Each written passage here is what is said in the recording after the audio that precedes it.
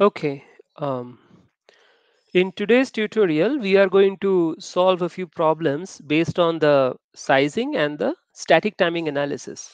Okay. But the fundamentals of static timing analysis, not much in details. So in the first problem, this is sort of the logical effort problem which we had already done in our previous tutorial. So in the circuit which is shown over here, we have to find the widths of each of these transistors so that the rise time and fall time will be the same as that of the minimum sized symmetrical inverter. Okay, so the minimum size symmetrical inverter, given that mu n equal to twice of mu p, so mobility of the electrons is twice the mobility of the holes. In that case, we have already seen that the PMOS sizing should be twice as wide as the NMOS sizing. Okay, so this is a typical um, symmetric CMOS inverter, static CMOS inverter, right? So now in the given circuit, if you want to have it, so essentially have the same kind of delays as the static CMOS inverter, what we need to do, let's think over here. There are two transistors, okay, in series. So that means the resistance will be doubled. So if the resistance is doubled, but we want the resistance to remain the same as the pull down network of the static CMOS inverter, which is 1. So we have to make the width twice in each of these individual transistors such that the resistance becomes half and half. That means 1. Okay. Similarly, what is the situation over here? We have got 2 and this 2. Now remember, these two are in parallel. So in the question, it is specifically mentioned that it is in the worst case scenario. Okay. The worst case scenario in the sense like when any one of these transistors are switched on. Okay, so this is 222. Now for the pull up network above, what we have to ensure that mu n equal to twice mu p. So if this is 2, this is going to be 4 and 4 and the rest. Very simple. Now comes find the logical efforts of A and C inputs. So notice that C inputs are fed only to these two transistors, PMOS and NMOS. So what is the net input capacitance when it is seen at the input side? If you notice, it will be 4W over here and 2W over here. So 4 plus 2 here divided by the input capacitance seen at the static CMOS inverter. What is that? 2 plus 1. That is 2 plus 1. This is for the static CMOS inverter here. And the other one is the 4 plus 2 for the input of C. Okay. So that is 6 by 3, 2. Very simple. Now, for the logical effort for the input A, we essentially have the signal A will essentially find this as an input, where else this as an input, this as an input, as well as this as an input. So the total capacitance which is seen at the terminal A is basically 4, that is 4W. What is the total width? 4W plus 2W plus 4W plus 2W. So basically 4 plus 4 plus 2 plus 2. 12 divided by the input capacitance seen at the static CMOS inverter, which is 2 plus 1, which is 3 again. Okay, so 12 by 3 is equal to 4, right? Very simple. I mean, these are straight questions. Okay, so now we will go to the problem number 2. So this is actually, I'll tell you what, these are all part of the static timing analysis. There is also something called dynamic timing analysis, but static timing analysis is essentially more important, so to speak. Static timing analysis. Okay, or this is also called STA for short. So this is a kind of a big topic in VLSI, digital VLSI circuit designs. So under static timing analysis, STA, um, you are essentially looking into the situation on the instance of appearance of two signals, mostly two signals. That is, in dynamic circuits, you are always going to have the clock signal. You are always going to have some data signal, or let me just call it data. Okay, so the instances when the clock and data arrive at the input of a particular, say, a flip flop or a particular logic block, that will essentially determine the performance. Now notice, before we started dealing with the STA, we always assumed, like, all the analysis prior to STA was on the basis of the assumption that whenever the data is appearing, clock is already there. So that means whenever we say that, um, let's say, I mean, whenever we are having, okay, so some signal is here, and here we are having a clock, and here we are having a signal. Okay, so what we usually think about in previously before STA, I'm just trying to impress upon you the importance of this topic of STA. Like, whenever we are having a signal A, okay, the clock is already there. So that means whenever the clock is high, the input signal is appearing at that same instance, or maybe whenever the clock, I mean, signal A is appearing, the clock is already high. Now, suppose a situation is such that the clock has, signal has come, but the clock hasn't come as of now. Then you are going to get certain violations. Okay. So the static timing analysis is sort of the basis of most of the VLSI jobs which you can expect after your graduation. Okay, if you're interested in VLSI, of course. So in the digital VLSI domain, static timing analysis is kind of the sort of the bread and butter for timing, like testing and verification profile. So in the placements, you will notice the testing and verification profiles are there, right? And most of the VLSI companies which come to BITS, they usually hire in that profile, whether it is BTech or MTech. So they are all in the STA profile. So when I'm teaching advanced VLSI design, I spend a lot of time on this STA. However, in this course, it is at the BTech, and you don't need to go into so much of details, but this is just the beginning of static timing analysis. So pay attention to this, and I expect that all of you have understood the basic concepts for STA. Okay, first of all, there is no clock skew. Notice, there is no clock skew means the clock is not like this. The clock is perfect. Okay, sharp. So assuming that there is no clock skew, what is the maximum operating frequency of this circuit? Okay, now let us understand first of all that the clock is the signal. I mean, this clock pin is essentially triggering these flip-flops. Whenever you are trying to consider this static timing analysis, the two most important paths, signal paths, have to be considered. What is that? The first most important is the data path. Okay, data path meaning which is the largest distance where the signal is basically propagating. Please note that this data path is going to terminate at the last uh, flip flop, so to speak. So here is one flip flop or the latch. So the first latch is the last latch is over here, right? So your data path begins at the signal A, and it traverses all the way until the input of the last latch. ठीक है ना? It's not the D, because the data path will be defined by the most complicated or the longest path. So longest path is of course this one, which I have indicated using the dotted lines. Okay, so in much more complicated circuit, it will not be so evident. So it will essentially take some kind of analysis and understanding to figure out which is the data path.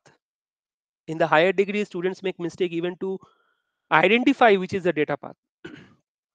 Okay, so here it is very simple. So once you have understood the data path, the other one is the appearance of the clock. So what is the clock path? Notice the clock is appearing over here, and the other clock path is essentially shorted to this one.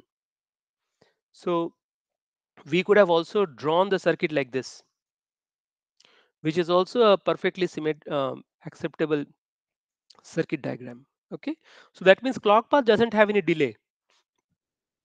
Whenever the instance when the clock appears at this node, the clock will also appear at this node simultaneously. Okay, so that's the reason why, I mean, Sumit sir hasn't drawn anything over here. Okay, but in the next problem you will notice that the instance where the clock appears at this node is different from the instant when the clock appears at this node. In between there is a delay, this is a buffer. Okay, so this is a situation which is an idealistic one. That means the clock is essentially getting input to these two nodes at the input and the output nodes simultaneously. In reality, it is never the case. In reality, it appears something like this. Because even if you want to connect directly the clock inputs of the two data latches, there will always be some interconnect delays associated with the path itself. Okay, so this is the realistic situation. Anyway, let's come back to the problem. So in this problem, problem number 2, we do not have to bother about the clock path because there is no delay in the clock path. ठीक है ना? तो हमें सिर्फ data path ही देखना है. Okay. Now, what is the maximum operating frequency? बढ़िया. So notice that we have to find out the minimum time period necessary for the data to be available at the output latch. Okay, so let us find out what is the data, what is the delay for the whole thing. Notice the data, like the information are provided over here. So look, clock to queue minimum delay. I will find out the clock to queue maximum delay of 70 picoseconds.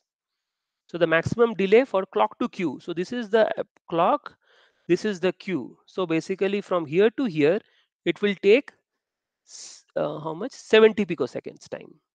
ठीक है? That is the maximum. Okay. Then what will happen from XOR gate? Where is it? Each XOR gate has a propagation delay of 100 picoseconds. So this is an XOR gate. So here to here. So let me just keep writing. This is 70 picosecond. Okay, I'll not write P. Just let me write the value. So this is 70. How much is here? Propagation delay of the XOR gate 100. From here to here, how much is it? Another 100. From here to here is how much? Another 100. Okay. Now we have, as I have told you, the data path finishes at the input of the last output data latch. So this is the output data latch, right? So you are anyway getting it here. But so that is what I've written. This is TCQ max, C to Q maximum, that is 70. Combinational max. So what is the combinational circuit here? 1, 2, 3 into 100, 3 into 100 picoseconds plus the setup time of the last latch. What is the setup time? Setup time of 60 picoseconds given. Okay, so whenever it is coming over here, you have to wait till the setup at this node. So which is essentially how much? 60. Okay, so the total time 70 plus 100 plus 100 plus 100 plus 60, that is 430 picosecond. Okay, so this much amount of time will be necessary that the input which is coming at the input node will actually reach the output node, output latch over here. So what is the minimum time period necessary is this 430 picosecond. Otherwise you are going to get some errors in between, isn't it? So what is the maximum operating frequency? 1 upon that time clock, time period of the clock. 1 upon TCLK, this one. That is 1 upon 430 picosecond is 2.325 gigahertz. Got it? Very simple. Okay, now that was the first part. What is the maximum operating frequency of the circuit? Done. How much positive clock skew can the circuit tolerate? As I told you, we are assuming that, okay, there is, I mean, perfect timing, but may not be. There may be a kind of, discrepancy in the instance where the clock is appearing. That is the clock skew. can the circuit tolerate? How much can that be? Very simple. Notice that, yes, notice, but again, notice what is it? How much positive clock skew can the circuit tolerate before it might experience a hold time violation? Okay, so clearly the hold time, that is, that in order to avoid the hold violation, the T hold must be less than how much? This combination of the uh, uh, this I mean the sum of all the combinational logic blocks here, that these are the basically the three XOR gates, and the TCQ max, TCQ min. This because for the whole time you have to consider the minimum values. So what is the TCQ min? Clock to queue minimum delay is 50 picoseconds provided. Okay, I'll just remove all that. Huh. So TCQ min is 50, and then what is the minimum propagation delay for the combinational block? These three XOR gates. But earlier we considered only the uh, maximum propagation delay. This is 100 picoseconds. But the contamination delay is essentially the uh, error that can happen. So if we consider that error, that is only 55 picoseconds. The maximum is 100, minimum is 55. So TCOM minimum is 55 picoseconds. Now the whole time is supposed to be less than the combination of the sum of these two. So the 7 instead of 70, I just remove all this. So how much is that one? What is the minimum? 50. How much is this? Contamination time is 55. Okay. So the error that can happen, the contamination, the delays that can happen, erroneous results, 55 plus 50. Okay. And T hold is supposed to be less than that. What is the T hold? Let us check out. Where is the T hold? Yeah, hold time of 20 picoseconds. Okay. Now the difference between these two, because this is the minimum that is necessary for the signal to flow. That is the error that can happen plus the minimum clock to queue delay. Minus the T hold is basically the time which you still have in your hand. So if you want to allow some margin for the clock skew, basically that is that variation, because you this is larger, so this is larger than the T hold. So the difference between these two, whatever time you have got in hand, TCQ min plus T contamination minus this T hold, whatever you have got, this is the time you can allow for the discrepancies or the error in the clock signal. ठीक है ना? That's why it is called the clock skew. So what is that? 50 plus 55 minus 20, 85 picoseconds. ठीक है? Then the last one is uh,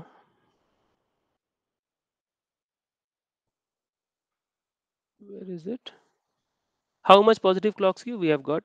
Redesign the circuit so that it can be operated at 3 gigahertz clock speed. Okay. Now notice that we have seen that in this circuit, the maximum frequency we can achieve is 2.3 gigahertz. Correct? But now it has been asked that okay, you have to redesign the circuit such that it can operate at 3 gigahertz.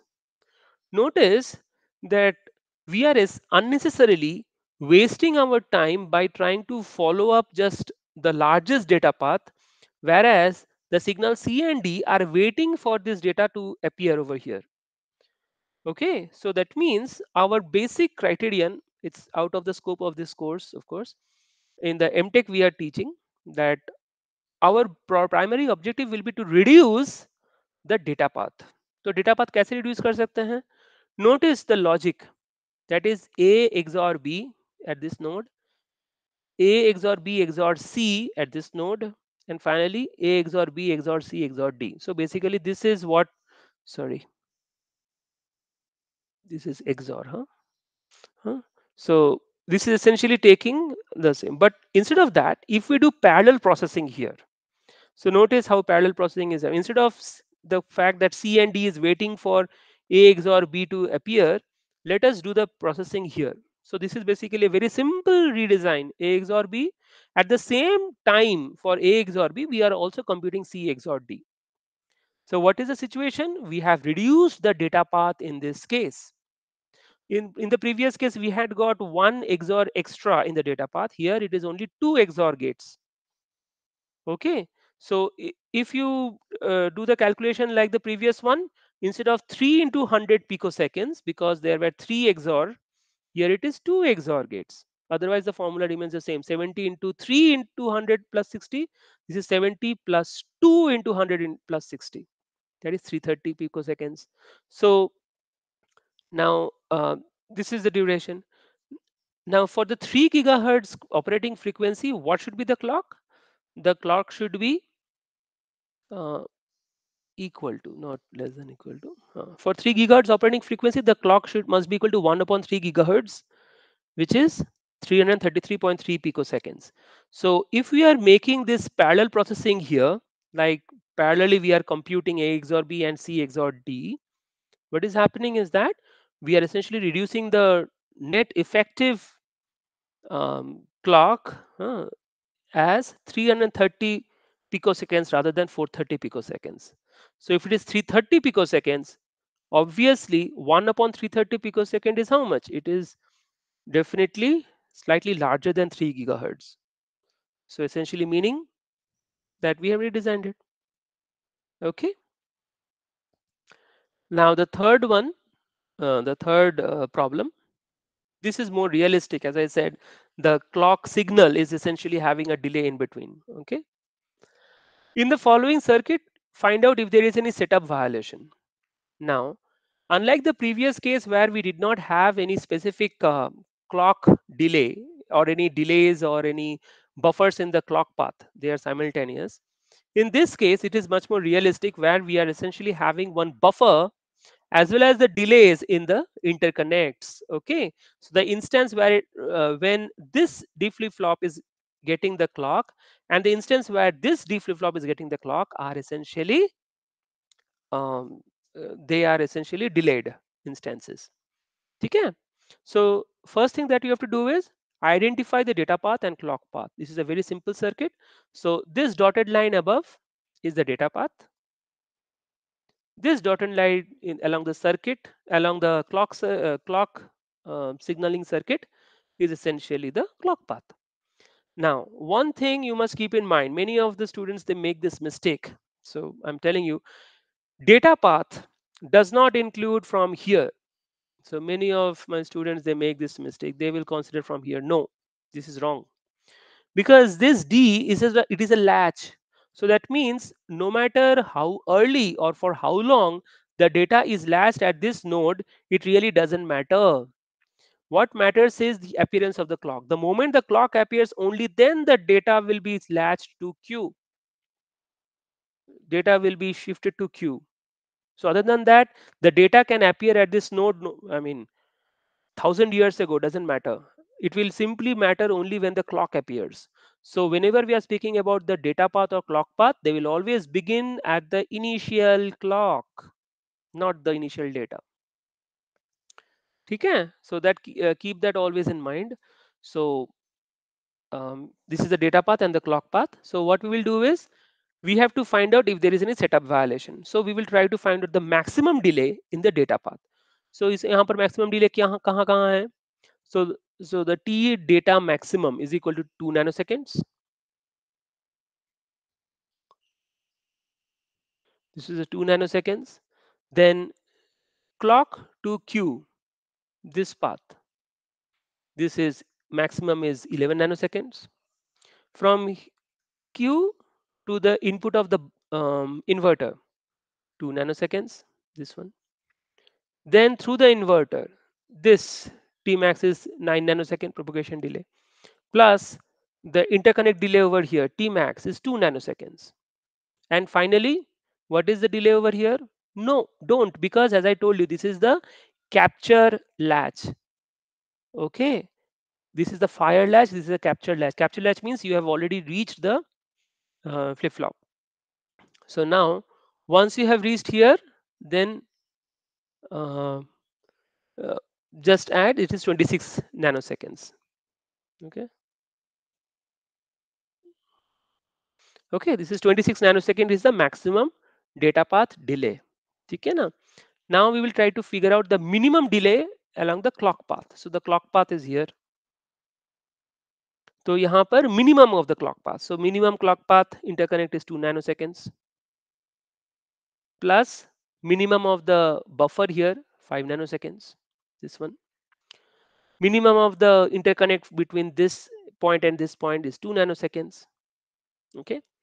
Then notice that since the clock is getting delayed, this is very important. Notice that since the clock is getting delayed, so we have to consider the appearance of the data at this node only after the single time period. So time period kitna hai? 15 nanoseconds. So we are essentially adding that 15 nanoseconds here. That is the T clock. And then there is also the setup time. So that means the data should appear, the clock should appear over here at least 4 nanoseconds before the data appears. So that's why there is a 4 nanosecond minus subtracted. So this then this 2 and 4 will cancel out. So you are left with 20 nanoseconds. So now notice which is larger. So that means that maximum data path delay, the maximum delay along the data path is 26 nanoseconds, whereas the minimum clock path delay is only 20 nanoseconds. Correct, this is larger. So that means this 26 minus 20, in the worst case scenario, what will happen? The data will be delayed until 26 nanoseconds, whereas the clock will reach, in the worst case scenario, the clock will reach in 20 seconds. So what is happening? The situation I'll just draw here. So this is the data, this is the clock. Okay. So this is the clock. From here to here, this is how much? 20 nanoseconds. From here to there, it is 26 nanoseconds. So when the clock is becoming high, okay, between this region, it is going to read garbage. Okay, it is going to read a wrong value, right? Because the data is still yet to come. The data will take 26 nanoseconds to reach the correct data, whereas the clock has already reached at 20 nanoseconds. So that means there is a setup violation. Okay, that was the question. Find out if there is any setup violation. Now there are techniques to mitigate the setup violation, which is, I think, beyond the scope of this course. Okay, in the higher degree we are doing it. Okay, so that's all. It's a very simple tutorial.